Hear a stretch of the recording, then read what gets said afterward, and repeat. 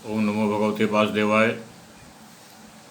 मित्रों, मैं doctor TP Tripathi, vastu ज्योतिषाचार्य मछली शहर जौनपुर वंदना ज्योतिष केंद्र में आपका स्वागत है, वंदन करता हूँ।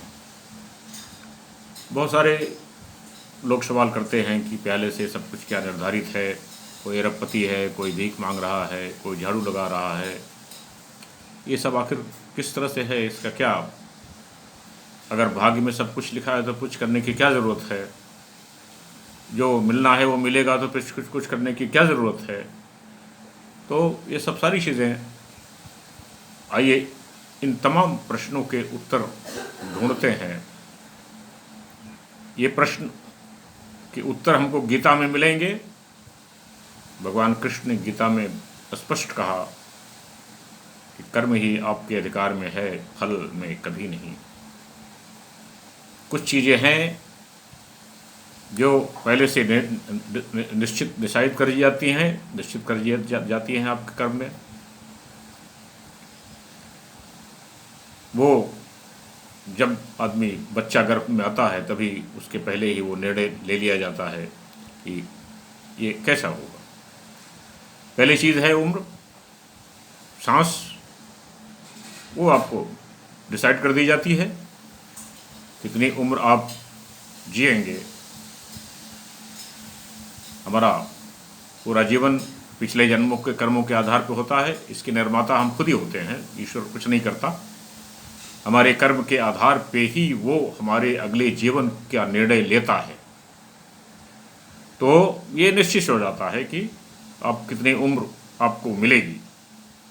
दूसरी बात आती है विद्या, आप कहाँ तक पढ़ाई करेंगे, ये भी पिछले कर्मों के आधार पर तय हो जाता है। उसके बाद तीसरा नंबर आता है कर्म। यहां पर आपको फ्री विल है, स्वतंत्रता है। एक तो पूर्व जन्म के कर्मों से आप बंधे हैं, दूसरा आप कर्म करने के लिए स्वतंत्र हैं। तब यहां पर अच्छे कर्म जब आप करेंगे, ईमानदार कार्य से काम करेंगे। एक शब्द अंग्रेजी में है मेटिकुलसली। मेटिकुलसली का मतलब है कि बिल्कुल लैंड ऑफ लॉ जो है, जमीनी नियम जो है, उसको पालन करें।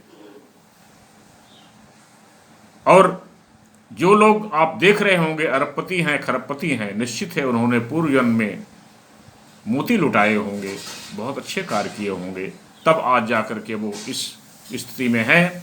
आप भी अगर अच्छे काम करेंगे इस जन्म में तो आप भी अगला जन्म आप भी अरबपति खरबपति हो सकते हैं। तो कर्म के क्षेत्र में आप स्वतंत्र हैं। कर्म अच्छे करेंगे तो आपको अच्छा अगला जन्म मिलेगा, कर्म खराब करेंगे तो आपका अगला जन्म जो है वो खराब होगा। ये गीता के आधार पर मैं आपको बता रहा हूँ। जो अगर हम गीता के आधार पर चलते हैं, शास्त्र के आधार पर चलते हैं, तो शास्त्र जो बता रहा है वो मैं आपको आपके सामने ला रहा हूँ, जिसमें सिर्फ यही है कि आप अच्छे काम करते चले जाओ।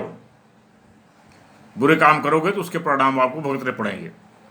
उसके बाद आ जाता है धन, कितनी संपत्ति आपको मिलेगी, और अगर आपने उसका दुरुपयोग किया है तो अगले जन्म में फिर मुश्किल होगी। जो संपत्ति मिली है उसका सदुपयोग करें।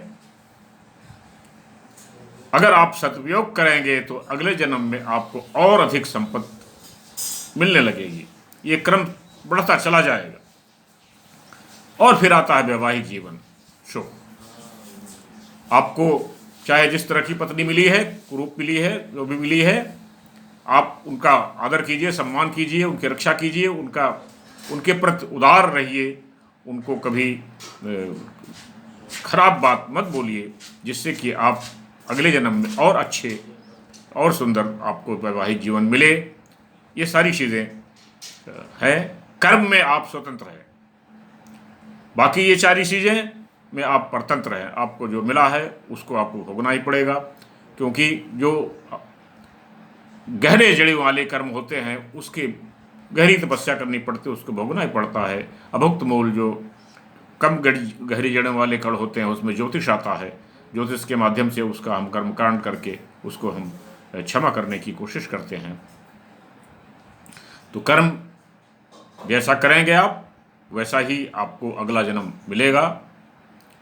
फिर और अगले जन्म में अच्छा कर्म करेंगे और अच्छा कर्म, ये जो आत्मा का सोल जो जो आत्मा की यात्रा है वो उन्नत होती चली जाएगी। अगर आप अच्छा काम करते चले जाएंगे तो आपकी जीवन यात्रा उन्नत होती चली जाएगी, सुख बढ़ता चला जाएगा, आनंद बढ़ता चला जाएगा और आप एक दिन मोक्ष को प्राप्त हो जाएंगे अच्छे काम करते करते। तो ये है जीवन की रहस्य। मेरा ये वीडियो पसंद आया तो शेयर करें, सब्सक्राइब करें, लाइक करें, दोस्तों को बताएं, मित्रों को बताएं, उनको भी फ़ायदा हो, उनको भी जानकारी मिले, वो भी अच्छा काम करें, आपको पुण्य मिले। मेरा नंबर 9451033559 है। इस नंबर पर आप मुझे रिंग कर सकते हैं, कॉल कर सकते हैं, कुछ भी पूछ सकते हैं, उसका निदान किया जाएगा। तब तक के लिए नमस्कार।